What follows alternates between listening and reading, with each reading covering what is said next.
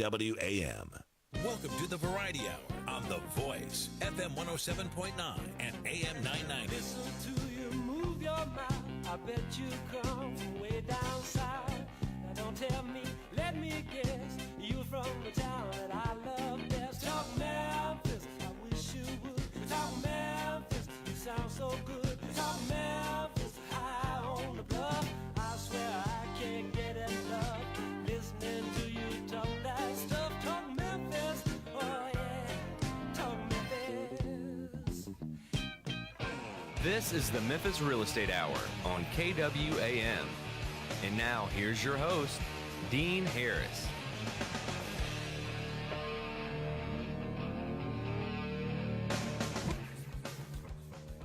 All right, good morning, everybody. Welcome to the Memphis Real Estate Hour. Appreciate you guys tuning in this morning. Some of you guys are tuning in here on Facebook Live, so I appreciate you guys joining us there.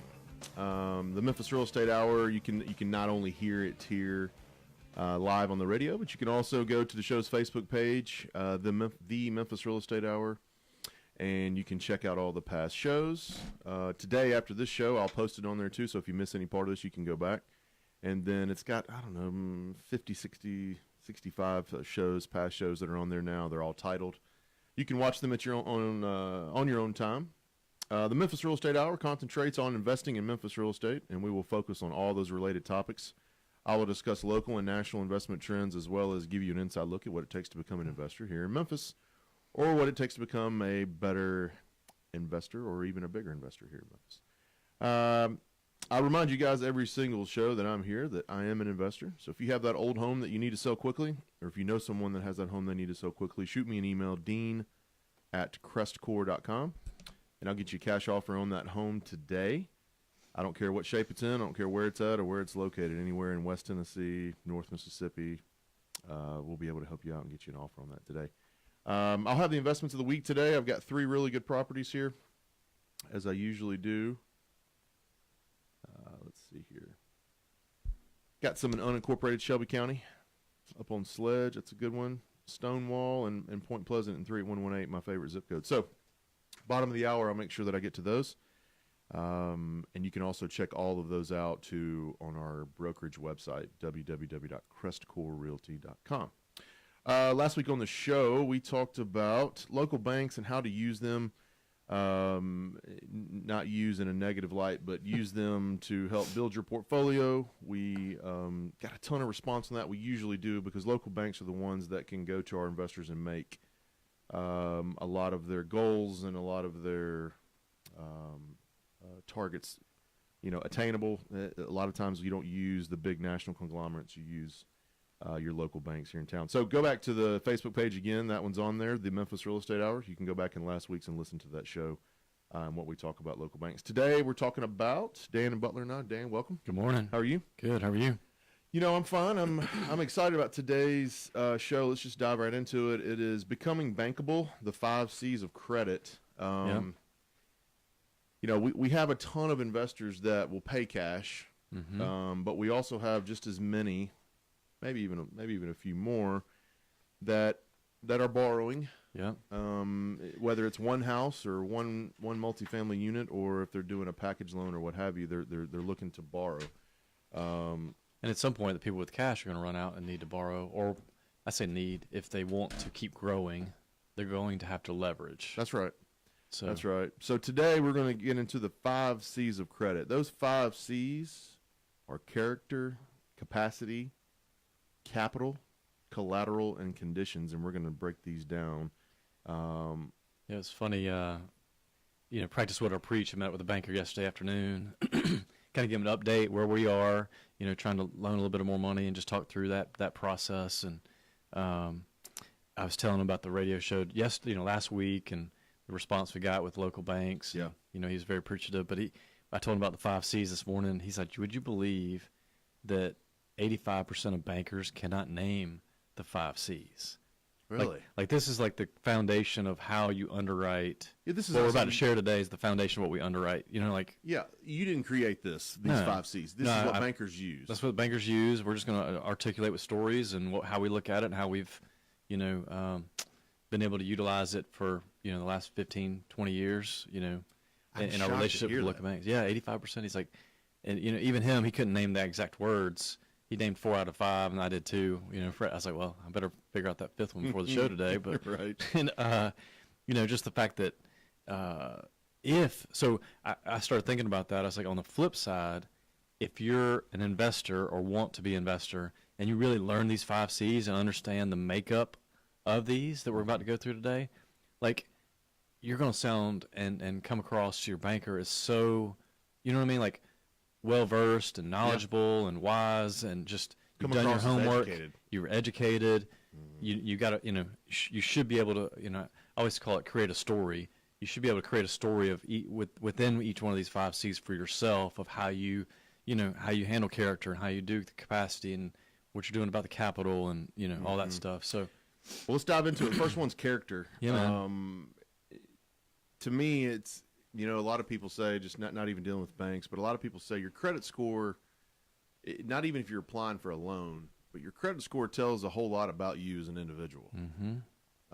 If you're, and maybe you're not maliciously going down this path, but if you're somebody that does not pay your bills on time, your credit score is a reflection of that. Yep. It's also a reflection of you in Yeah, most your priorities and Yeah, how you're running your personal Yeah. business. Yeah, most instances. Yeah. I mean, there can be that one-off to where something happened unfortunate, and this person's actually a good borrower, but they ran into a hard time. But typically, I would say 90% of the time, your credit score is a good indication of your, I'd say, business tendencies. Yeah, and I would also just take it a step further, and it was good having this conversation with that banker yesterday, because he's one of my favorites in town. We have a good relationship and very, very knowledgeable. His whole family's in banking, but his point was, I don't even look at the credit score so much as the meat behind the credit score. Right. You know what I mean? Like, Right. Like mine is not the best in the world. I'll be the first one to tell the audience. You've told me this. And because of all the loans we have and all the business we do, they're constantly checking my credit to make sure I don't have anything crazy out there.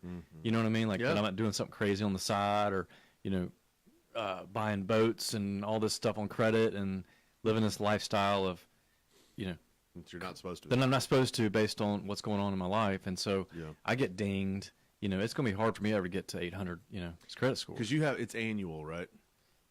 Most of the banks are annual, but if you do 5 or 10 banks, Then you you're get getting 5 or 10 times, right? So just, everybody needs to keep that in mind. So he doesn't really look at the credit score as much as the meat behind it. Like you said, are there a lot of late payments? Are there, is it healthcare? Is it student debt? What's the makeup of it? I've always heard bankers tell me that student debt is the biggest crutch for a lot of people. Yep. Because it stays on their credit for so long. So long, yeah. And the balance goes down, but it goes down so slow that debt stays with them and hampers them from doing anything else. Borrowers track record for paying debt, reputation created, on time 100% of the time. Sometimes, I mean, that's what you're saying. They're going back and looking for. They're actually looking for a payment history. What are your tendencies every month? Yep. I've always been, I don't know why, but for some reason, and I've got a great score, but I've always been super paranoid about it. I don't borrow a lot of stuff. I have, some personal debt, a house and a couple of car notes, and then business debt, we've got some houses, but outside of that, we don't have credit cards. We don't have stuff like that we carry all the time. I mean, we'll go on vacation on one, but my point is, we don't carry a $10,000 and $15,000 credit card debt all the time. Is your wife's higher than yours? Yeah. Mine is. Leah's is, yeah. Yeah. And I'm like, what in the world? You're not doing anything, like, out there in the, it's like, doesn't do anything to have credit, but Dan, do not say you're not doing anything. yeah, she's running the home. She's home operations manager. You're exactly right. That's Do a not full-time tell job. my lovely wife Amber that she didn't do anything. No, I In the will- business world, that's in what the I meant. Putting her name on documents and signing her life away. Yeah, I do yeah. that. Like, I take that stress. I take that stress. I try to keep We that let off them her. go to Target. Yeah. All right. So bank use, the banks use, they and this is all credit bureaus typically. They use Experian, TransUnion, and Equifax. Mm-hmm. They take, most people know this, most people don't, or some people don't. They don't ever take the low and they don't take the high. They take the middle. Right. Whatever the middle score is from Experian, TransUnion, or Equifax is typically what they use. And I don't know the difference. That's something probably I should dig in. Like, why do you have 3, and what are they looking at? Do you know? Yeah, a little bit. Okay. But not into. I probably don't know if you're trying to. trouble. You're working the system. I'm working the system, but when you go to a car lot and you run your credit, your credit's going to score higher. They value it higher. I don't know why. I think it's because you're borrowing less, and I think actually more people have to have a car, so the credit scoring is a little bit easier. If you go get a mortgage, the credit bureaus are way tougher. Now, I don't know which one of these is more geared towards the car lending and the mortgage lending, but those are the 2 most popular things that people go and run their credit for: a car and a house. Yep. So one of these is a little bit more lenient towards the house, and one of these is more geared towards the car. Because I went and ran, I bought a car last year and ran my credit and heard it. And I was like, wow, that's a little higher than what I thought. And then the guy there explained to me, hey, these are a little bit different. So, yes, your bank's going to be looking at that. But from what I understand, mortgage companies and banks, they take the middle the middle score of the 3. So how much do you borrow? How well you paid it, the debt? Those are some things they look at. All of this it's going to show judgments and liens. It's going to show bankruptcies, balances that are due, and it goes back about 7 years. And part of this, with character, I think I would suggest people have some sort of alert system on their credit, or ask the bank for that copy once a year. I think I had a banker call me one time.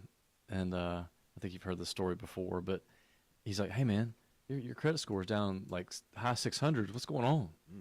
And I flipped out. I was like, what? What are you talking about? And apparently a hospital, I got this idea from another person, by the way, that I had an MRI. And I was like, I usually pay things as we go. I don't like to have that kind of debt. But I was like, they said, well, just put on a payment plan. I'm like, okay. So I put on a payment plan. Well, unbeknownst to me, they put on a collections agency as part of their process. The hospital. Oh, just automatically? No matter if you're paying it or not? Yeah, it's part of their process. I'm like, what? So it goes to a collection agency. So they dinged, showing me this debt. And so, I'm scrambling. I'm like, hold on, let me get that fixed real quick. So I literally went to the actual hospital. And paid it. And I want a form. I said, give me a form that shows me that I'm paid full, clear, that I can report to the credit agency. I mean, it took me a month. I didn't to realize clean that up, and then it went above 700 and something. See, what I understood is that if you made payments regularly and on time to them, that they couldn't do that.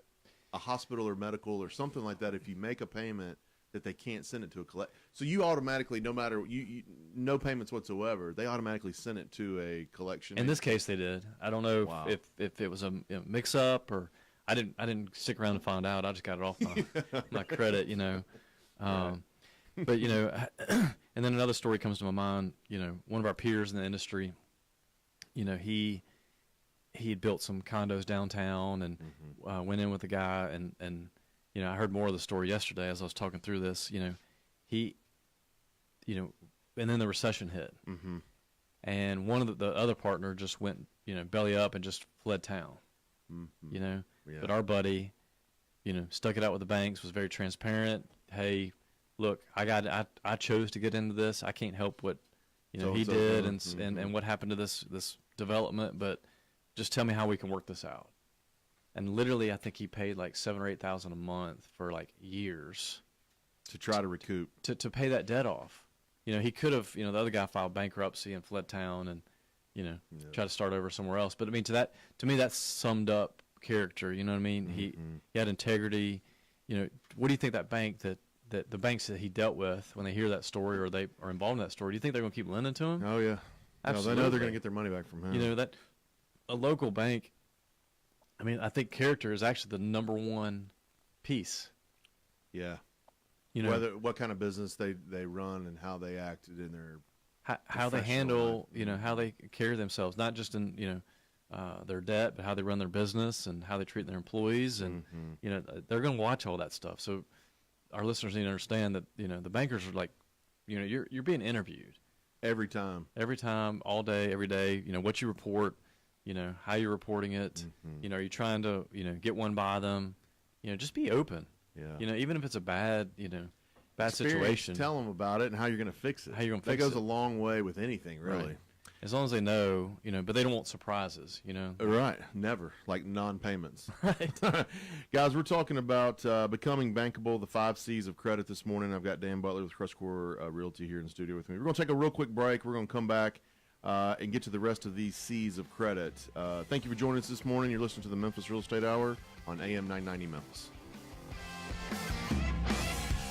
You're listening to the Memphis Real Estate Hour on KWAM. We'll be right back after this. KWAM weather and traffic twice an hour from News Channel 3 and on-time traffic on The Voice, FM 107.9 and AM 990. KWAM weather. Here's your forecast. Mostly sunny but continued cold. High temperatures only in the mid and upper 30s today. Winds mainly from the west. Clear with temperatures dropping into the low and mid 20s overnight. Back under the sunshine with low 40s on Wednesday. Rain returns by Thursday night. Wholesale Shutters and Blinds has the best selection and latest styles of Roman and solar shades. Call 901-388-9004 or visit shutters.net. I'm News Channel 3's Todd Demers. On The Voice, FM 107.9 and AM 990. Griffin, Clift, Everton, and Mashmeyer, PLLC, is a full-service law firm with over 50 years of experience in the Memphis area. Real estate closings have continued to be the forefront of their law practice, which include residential, commercial, and development real estate transactions, drafting and negotiation of real estate contracts and leases, business information, preparation of wills, probate, and estate planning. Their firm represents a number of builders, developers, investors, and local lending institutions, and is approved to close transactions for most local banks and mortgage companies. In addition, they offer title search, title examination services, and title insurance through several well-established title insurance companies in the Memphis area, as well as Tennessee and Mississippi. They strive to offer services in a prompt and timely fashion while advising and representing clients in a zealous and professional manner. Should their offered services be of need,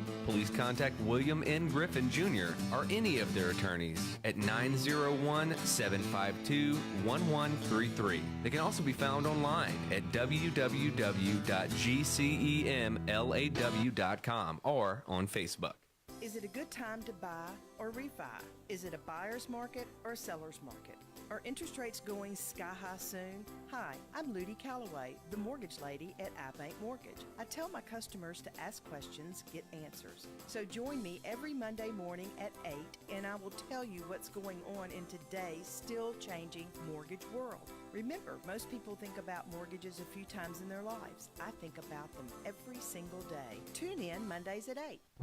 CBS Money Watch. To start the week, the Dow dropped 206 points. The Nasdaq lost 17 and the S&P 500 fell 10. Investors are still waiting for more details on a possible U.S.-China trade deal. Today, the Chinese government cut its economic growth target to between 6 and 6.5%, blaming the tariff battle as well as a global economic slowdown. And after months of speculation, one person has claimed the record $1.5 billion Mega Millions jackpot from October. The winning ticket was sold in South Carolina, where excitement and intrigue spread across the state. And that's your CBS Money Watch report. For more, head to cbsmoneywatch.com. At the New York Stock Exchange, I'm Diane King Hall. Do you owe the IRS more than $10,000 in taxes and can't afford to pay? Call the Fox Tax Resolution Hotline now to take advantage of the Fresh Start Initiative program. Take action now. Call 800-680-8090. That's 800-680-8090. KWAM weather and traffic twice an hour from News Channel 3 and on-time traffic on The Voice, FM 107.9 and AM 990. KWAM traffic. Good morning. Memphis PD out with this hit-and-run accident right at Shelby and Getwell. Poplar Avenue at East Parkway, that should be out of there in just a few minutes on that non-injury crash. Macon at Graham Street is a fender-bender. Traffic's just busy out here where you would expect this time of the morning, especially coming out of Holly Springs, headed towards Memphis, and also on 40 West, where it was slow earlier up by Summer Avenue. Serving great Italian food since 1923. Make it Coletta's Restaurant. Today for lunch or dinner tonight. I'm Commander Chuck. You're on time traffic. You're listening to the Memphis Real Estate Hour on KWAM. And now, here's your host, Dean Harris. All right, welcome back. It is time for your investments of the week. If you've heard me before, it's free money. You just got to spend a little bit to get it. It's your favorite, isn't it, Dan? It is. Free money. It's free after a certain point. Okay, get your pens out, guys. Here we go. 7629 Sledge. 7629 Sledge. This is in 38053. It's in Millington area. 3-bedroom, 1 bath. 800 rental. 59,900. I love this Millington area. I've had a lot of good success with some investors up there. Really good area. 7629 Sledge. 3 bedrooms, 1 bath. 800 rental. 59,900. Number 2, 965 Stonewall. It's in Stonewall Heights neighborhood, subdivision 38107. This is also a 3-bedroom, 1 bath. 750 rental. It's pretty much a turnkey property. 74,900. So this is a little over in Midtown, 38107, Midtown area. A turnkey property. Everything's new. It's occupied at 750. Seller's asking 74,900. This is one of those where it's a little bit higher price, but guys, you're not gonna have any maintenance on it, probably for the first 12 months. So, solid property there in Midtown. 965 Stonewall Street. Number 3, my favorite zip code, and this house is also a turnkey property. It's got tons of new features in it. 3413 Point Pleasant. It's a 4-bedroom property, 1 bath. It's occupied at 750. The seller is trying to get rid of this thing, 59.9. It's much lower than what your typical turnkey property is. So you guys call me on this one. This I don't think should last too long. 3413 Point Pleasant, 4-bedroom, 1 bath. It's occupied at $750 a month. Seller's asking $59,900. You can go to the show's website, or I'm sorry, to the brokerage's website, CrestCoreRealty.com, www.CrestCoreRealty.com, CrestCoreRealty.com. I hear if you say it 3 times, that's when it sticks, Dan. It sticks. Yeah. Everybody now remembers. Now they know. Today, Dan and I are talking about becoming bankable, the 5 C's of credit. Before we took a break, we talked about character, your credit history, how this really shows, your tendencies, your history. I mean, it's literally, it shows your business character. I mean, accidents can happen and life happens, so you can have some dings on your credit communicate. that you couldn't afford, but communicate that, which covers you from a character standpoint, in my opinion. You can have something come up that's bad, but if you communicate it and you talk about it, you're still in that good character category versus tucking your tail and running. You know, it's funny. I could talk about this one for hours. I mean, through the downturn, on the character side, I mean, people just went dark. Dan, I got stories of bankers that told me, Dean, I'm at my desk. It's 10:30 in the morning. I'm enjoying a cup of coffee, and we're banking, and a guy walks in with a Ziploc bag full of keys, drops them on the desk, and he walks out. That's better than not answering the phone. It's better than not answering the phone, but my man took in, our friend Tully told me that he was sitting in his desk in South Haven, and he had an investor that they bank with, and he had a gallon-sized Ziploc bag that had, 20 or 30 sets of keys in it. And, of course, they'd been communicating and talking to him, but he came in and tossed them on Tully's desk and said, I'm done. He literally said, I'm done, and turned around and walked right out of the building. That's funny. That's for the records. And he'll tell you that story next time you talk to him. But, yeah, came in, tossed the bag down, just waved at him and said, that I can't do this anymore. I'm out. You imagine, hey, I tell you what, that person's a fun person to talk to at that moment. Oh, yeah. Because they will tell you, it's like truth serum almost. They will tell you anything and everything you want to know. They will tell you exactly how their experience goes and has gone. And, if you want truth, you get that person right then. Wow. All right, number 2 C's is capacity. Yeah. Measures a borrower's ability to repay a loan, compares income against recurring debts, and it assesses a borrower's debt-to-income ratio. Yeah, the DTI. Banks talk about this all the time. That's the first thing they debt-to-income ratio. So, most scores, I guess that's what they go to. Yeah, they're going to look at your income that you have, and they're going to look at the asset you're buying, and then your global. They really want the asset to have a 1.1 or 1.2 ratio, meaning, after you pay the debt and all your expenses, that you've got a cushion of 10 to 20%, basically what that boils down to in layman's terms. When you get bigger and bigger, they will start looking at global, make sure your job, you could buy a property that has a lower debt to service, and then your job, you do so well and you keep your personal finances so low that you can cover it globally. Does that make sense? Yeah. So they're going to start looking at, you from a global standpoint at some point, but they're going to want that 1.1, 1.2, 1.25.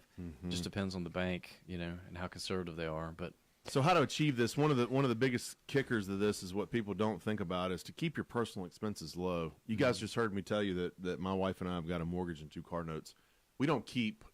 I don't have a boat. I don't have a whatever it may be, credit card debt or whatever people carry. But that's been huge. From the bankers that I've spoken with, they've all said, man, that's excellent.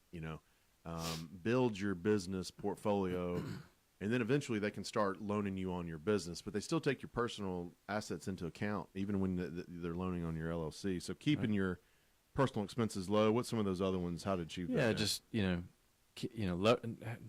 pay off your credit card every month, keep that debt just for like operating expenses. Like for me, I just use it as a way to security. Versus swiping a card and taking it out of my personal account. Now somebody has that number to my personal account. I just use a credit card and use it for like transactional, and then pay it off every month. I mean, don't carry that debt forward. You know what I mean? Like don't. Yeah. It's a good habit to get into. Just don't. And sometimes people do it with American Express because I think, and there's a program with them where you have to pay it every month, I believe. Yeah. And, just show that. Keep the debt as low as you can on all your personal side. One things that we did early on was Dave Ramsey's system, kind of a tangent to this, like where you envelopes and, we pull out money every month and it's allocated to certain expenses. And once that envelope's gone, it's gone, So that you got to come up with your own personal system to keep your personal expenses low.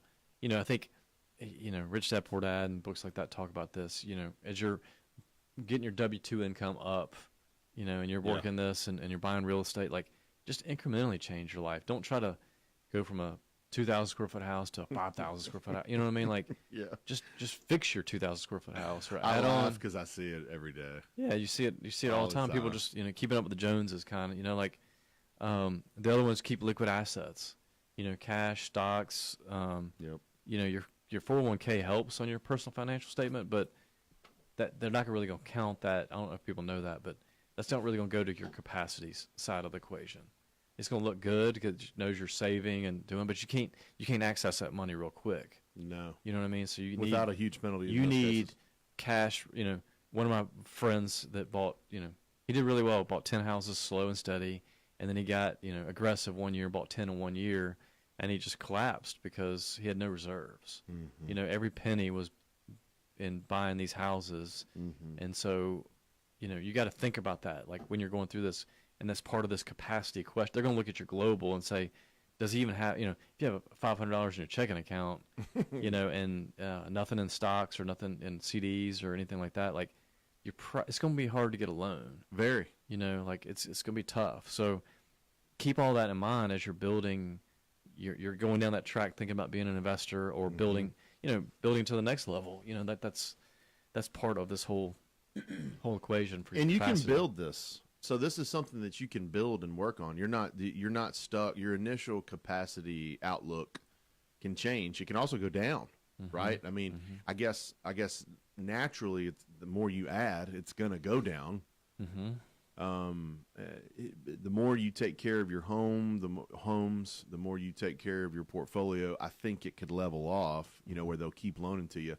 But just by naturally, when you start borrowing, you begin to go down, unless your income, is just steadily rising and going up. Right. But one way or the other, it's got to give. So yeah, that's capacity. Go ahead. And the only thing I'd say is you're basically, in summary, you're mitigating the probability of default. You're trying to reduce, to the bank's eyes, you're trying to reduce that probability. If the house goes south, or you had 2-3 bad months, or no rent for 3 months, or an eviction with $5,000 in repair, or whatever, that you're able to sustain through there. When you first buy it and there's a tenant, everything looks rosy. You gotta, hope for the best and plan for the worst. That's right. That's kind of the whole point on this. You're preparing yourself for the worst, not for the best. Talking to the 5 C's of credit today. How to become bankable.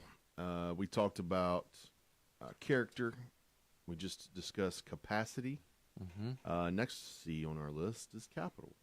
Yep. How much money is the borrower willing to put towards a potential investment? That's big.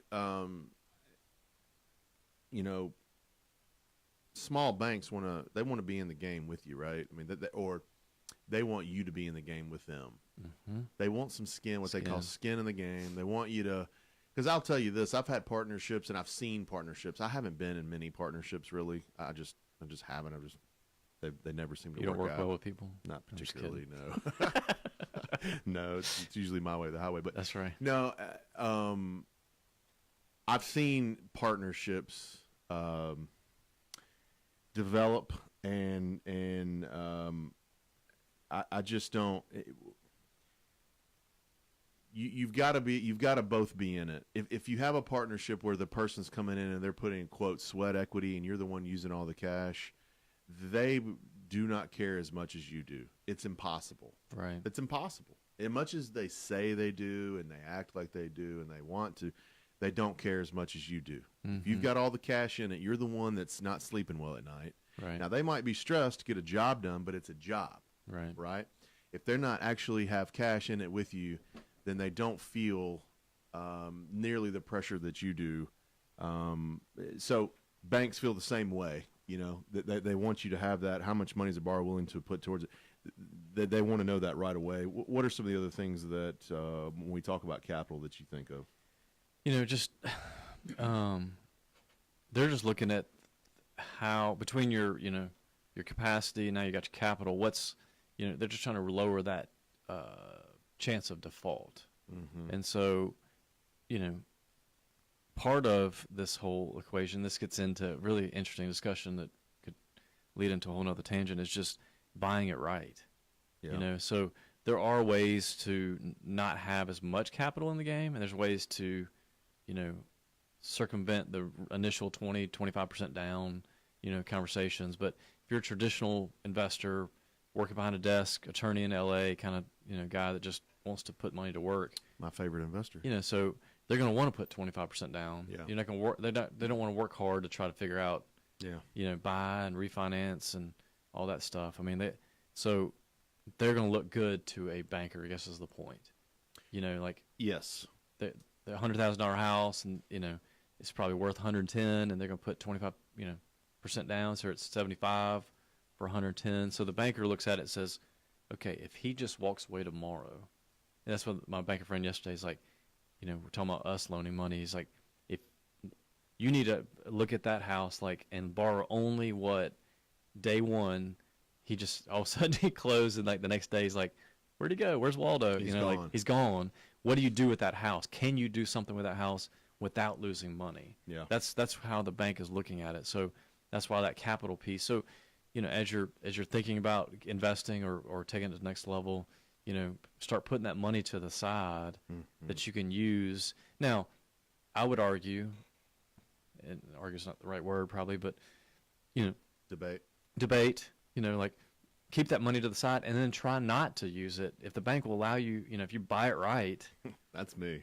That's me too. I mean, I try to buy it right and work with the local banks to refinance it and try to get close to 100%, but I also can show the bank, look, guys, I need to keep this $50,000 or $25,000 or whatever that number is that you want to share. For a rainy day. For the rainy day, for that, hey, when that water heater goes out, I'm not having to worry about, I can still make that mortgage payment to you, Mr. Officer, bank officer, because I got this, reserve. So, but it goes back to character. They need to see, when you start laying this story out, people need to understand as we're going through these 5 C's, all this needs to tie together. Your story needs to stay consistent, stay true to your word, do what you say you're going to do.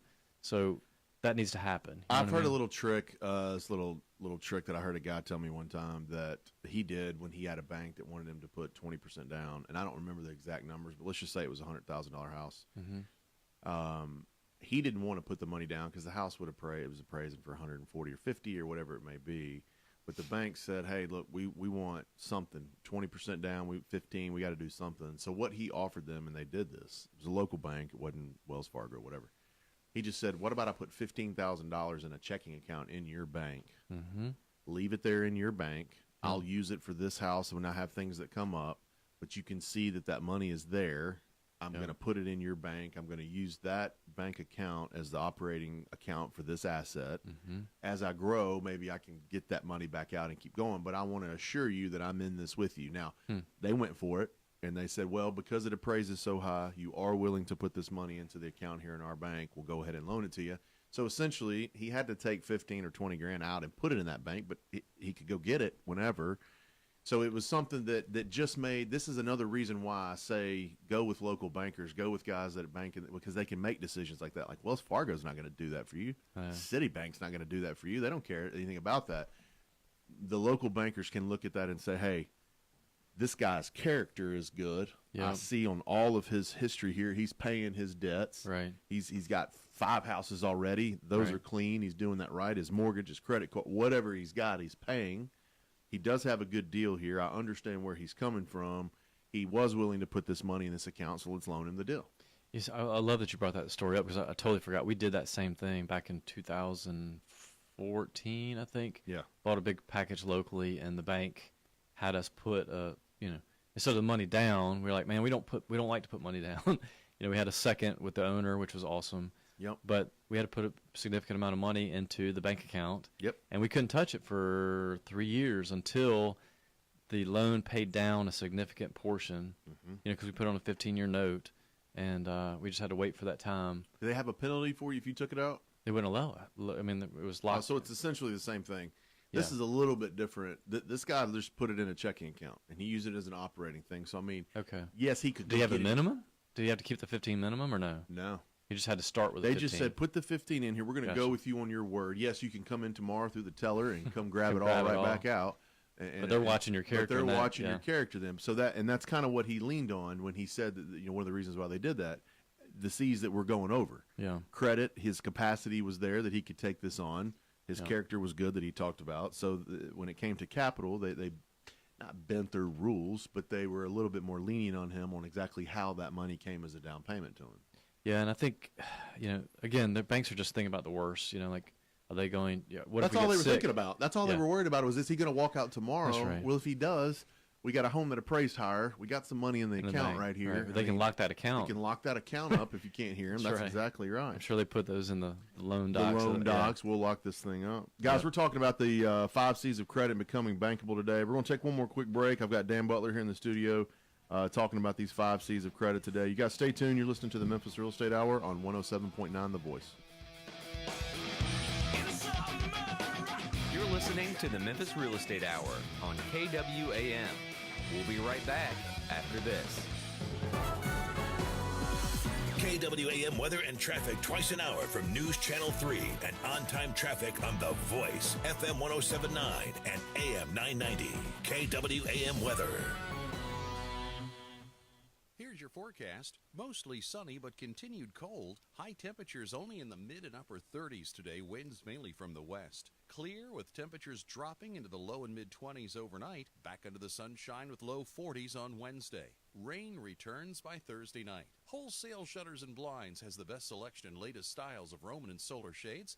Call 901-388-9004 or visit shutters.net. I'm News Channel 3's Todd Demers. On The Voice, FM 107.9 and AM 990. Griffin, Clift, Everton, and Mashmeyer, PLLC, is a full-service law firm with over 50 years of experience in the Memphis area. Real estate closings have continued to be the forefront of their law practice, which include residential, commercial, and development real estate transactions, drafting and negotiation of real estate contracts and leases, business information, preparation of wills, probate, and estate planning. Their firm represents a number of builders, developers, investors, and local lending institutions and is approved to close transactions for most local banks and mortgage companies. In addition, they offer title search, title examination services, and title insurance through several well-established title insurance companies in the Memphis area, as well as Tennessee and Mississippi. They strive to offer services services in a prompt and timely fashion while advising and representing clients in a zealous and professional manner. Should their offered services be of need,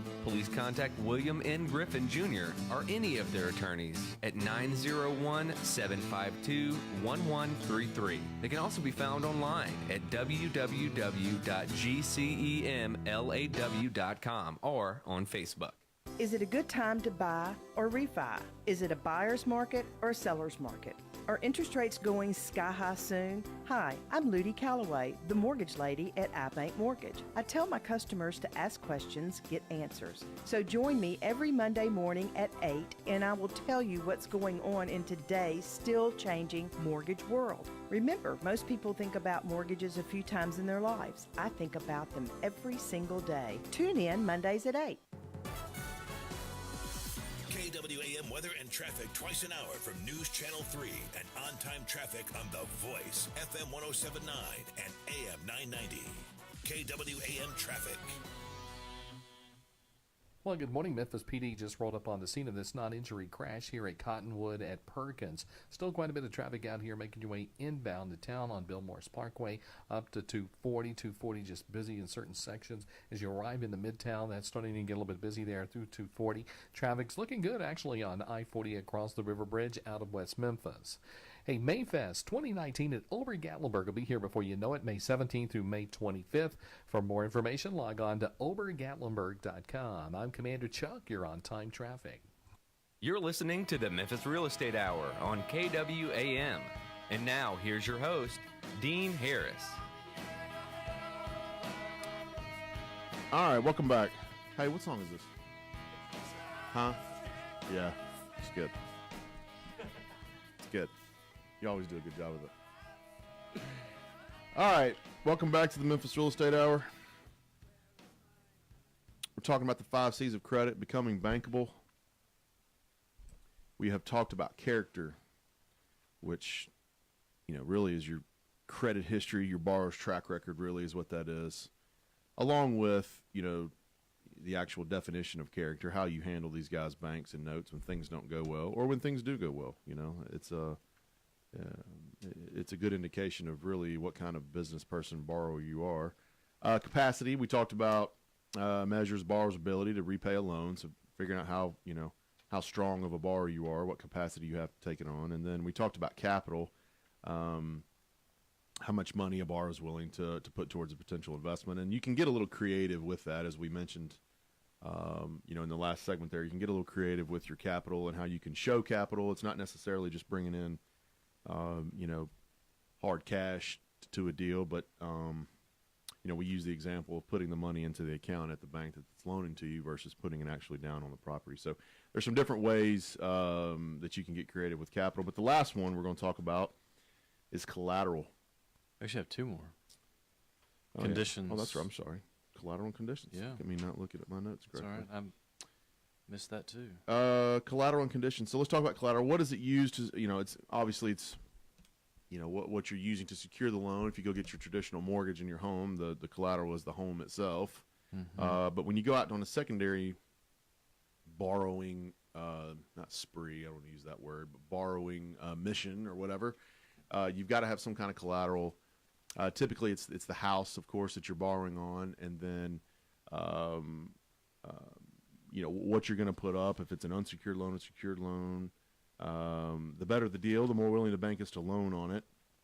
Yeah, because they've got to sell that to their board, their committee, So, and it goes back to that one little story I told last week, like where the collateral, the bank just didn't feel good about it. The actual asset we were looking at buying. They didn't like it. So, which is their prerogative, right? I mean, like some banks. How often? Let me ask you this: how often do you? That's a good question. How often do you find the bank is going to check out the asset? Most of them are just going to look online, Google Maps, look at their tools they use to look at values. They don't really, until you start getting, multiple properties. Or $1 million property. Or $1 million worth of property, multiple houses or a big apartment. Yeah. They're definitely going to drive those. One-off houses, not so much, Now, a hard money lender, we've talked about this before. They're going to look. They're going to look at the property. They don't care nearly as much about you the as they do person. the property. Yeah. Mhm. All those other 5 C's are out the window. They're just looking at the collateral, the asset. That's right. We call it asset-based lending. That's all that right. is. Mm-hmm. The better the deal, the more willing the bank is to loan on this. The quality and the stability of the property. We've got B neighborhoods, low crime, C neighborhoods, a little bit higher crime and no jobs. Yeah, think about, you hear enough, and you've helped enough people now in the last couple of years. Like, how willing is a bank to loan to a $25,000 house in Lawrence Mound? They're not. They're I don't not. know. I don't know banks that'll do it. No. I mean, And it's interesting because it kind of plays into, most banks will tell you they don't want to mess with something under $50,000, and they use it as it's just too much work for not enough money. Yeah. But at the same time, they also know that the saleability, resaleability, it's harder. They're going to loan you $25,000 on a house in Orange Mound, and when they take it back, or if they have to take it back, they could get 10 because there's no investor out there. The investors are salivating over that. They're going. I'm they know not the paying banks don't 25. want it. Yeah. Yeah. I always joke. One of my bankers, one of my good friends over at First Alliance, he always jokes with me. He's like, "Why is it every time you bring me a house that's worth 50, and I bring you that same house that's worth 20, 15 or 20?" I'm like, "Well, that's just name of the game, Two man. What are you opinions, talking yeah. about? Yeah, it's just the conditions that are happening at that time. That the collateral's just worth more. When I bring it to you than when you bring it to me. So, yeah, that's right.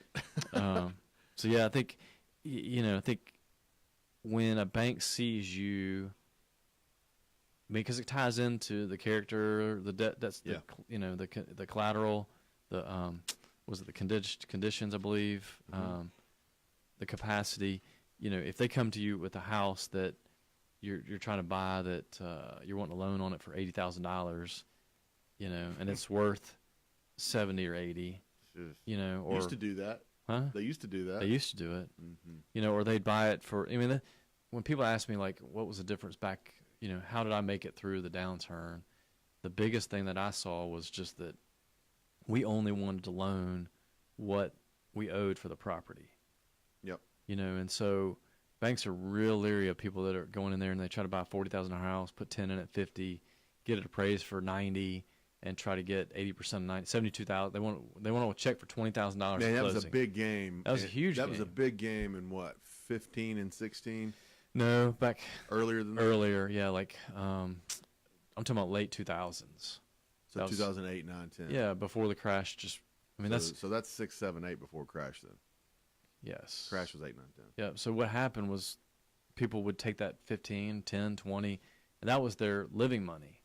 Golly, and man. so, when they took that collateral and they over leveraged it by just leveraging it to the hilt, you essentially, when that game stopped, well, guess what happened? Yeah. Property tax stopped being paid, maintenance stopped being performed, and then you're in an uphill battle because that interest rate on property taxes, isn't it like 18% or it's sky high? So if you don't pay your property taxes, there's huge penalties. So then you can't. Then those guys could never recover because the banks swung the other way and stopped, and so by taking your collateral and leveraging it the right way, you can be more successful in that. You know what I mean? Like it works better. So one of the main things too, this collateral that we've talked about and in our notes here too, we've had a whole show on this, but buying it right. Mm-hmm. I've seen. I was sent a house in an area yesterday that I love it. I saw the address, saw the house. It's like, man. And the guy wanted 55 for it. It's like, ugh. I didn't want to pay over 41. Now I looked at it. I looked at the pictures. It's like, there's no maintenance. It's good to go. It's good to go. Yeah. Everything looks great. I just couldn't do it because I'm not buying it right. You know what I mean? I couldn't pull it. Now, if he was around 42 or 43 on it, then I'd have already, had it under contract. But I couldn't bring myself to do it because it's just not buying it right. I'd live by it. I haven't bought enough homes to have a bad lesson on that yet, where I bought something wrong. And knocking on wood or whatever this material's made of here, I'm trying. Formica. Yeah. I'm trying not to ever have that happen. Everything I can, and I'll ask you Hey, would you? Perfect example. That 3-house package in that area. That man, we You probably kept trying to get me I to was tell you like, to "Come buy on, it." Dan, tell me to buy this thing. Yeah. Because it penciled out great. Oh yeah, it Penciled looked out great. good, but the area, you just, there's so many things that factor into buying it right. And if you stick, I think, to sum up a little bit of this, the 5 C's here are important. I think buying it right has all of these encompassed in it. Yeah, I mean, yeah, oh, absolutely. Yeah, that's a great point. I think it's going to sum up everything for that banker. If you can buy it right and you're showing your due diligence to get there. So we got one more. Talk about conditions. Yeah, I mean, conditions the last one. I mean, conditions, you're going to look at what's the current market. I mean, big picture. Big picture stuff. Market conditions, are, what's the interest rates? What's your amortization? What's the economy looking like? What's the job rates? You know what I mean? Like how many deals does that bank have under their portfolio? That's right. It's their condition too. That's their condition. You know, what's the percentage they have for rental houses? Yep. I mean, you've heard Tully talk before, like, hey, got to put the halt, turn the faucet off. I've got it. You give me enough. Mm-hmm. So all those conditions play into, and then you got to understand. So we talked about that a little bit last week, where each bank's conditions and the way they look at the conditions is a little different. Yeah. Because each bank, especially local, so I mean, we're, a Jackson bank, a Memphis bank, West Tennessee bank.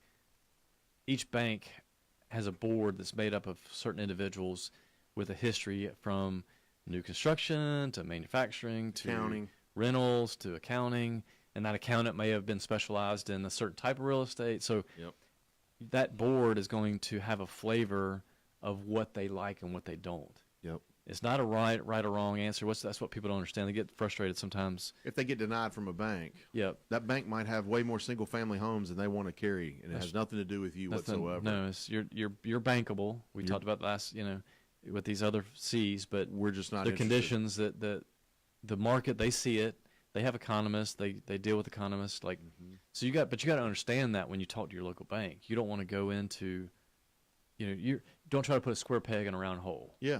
Like go to the bank, find out what that board makeup is, find out what their appetite is, find out how they look at deals. That, because that bank officer you're dealing with is going to have been before that board or that loan committee dozens and dozens of times. Yep. So you start learning people's patterns, what they're going to challenge you on. That's one of my favorite bankers is what they can tell you. Like, they help you shape the story. Yeah. To prepare you for what they're going to present to the bank. It goes back to last week's show too about local banks and how to use them. Right. I mean, and I know this is kind of a series that we're running here, but if you go back to last week's show and listen to this week's show, you should be able to, correlate what we talked about last week into this week and have them kind of combine, because you're looking at what the bank wants. Sum up for me before we go, the 5 C's of credit in about 15 seconds. I think to me, it's on the banker side, it's looking at the borrower, and how all the different ways they're slicing and dicing us, and then on our side, we need to think about how they're looking at us, and then reacting and creating a plan, a story, a process to cover those 5 C's, so that when we go to the banks, we're bankable. You're checking. Man, that's it. You said it all. Becoming bankable. As Howard Stern says, you've said it all. You said it all. All right. Hey, thanks for listening. We appreciate you guys. We'll be back here next Tuesday on the Memphis Real Estate Hour. We'll see you then.